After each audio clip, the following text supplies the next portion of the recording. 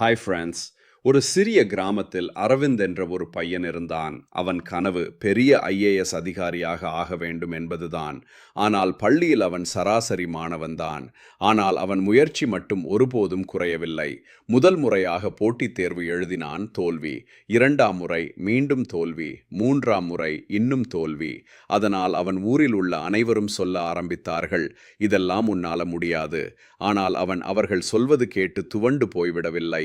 ஒரு நாள் அவன் ஆசிரியர் அவனிடம் சொன்னார், தோல்வி என்றால் முடிவு இல்லை, அது இன்னொரு வழியை கற்றுக் கொடுக்கும் ஆசிரியர் என்றார்.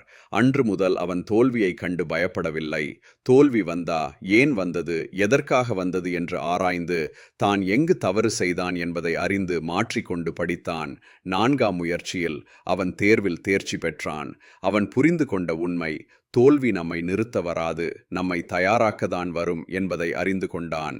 இந்த கதையின் மூலம் நாமும் தோல்வி வந்தால் துவண்டு விடாமல் முயற்சி செய்து கொண்டே இருந்தால் நிச்சயம் ஒரு நாள் நாம் வெற்றி பெறுவோம்.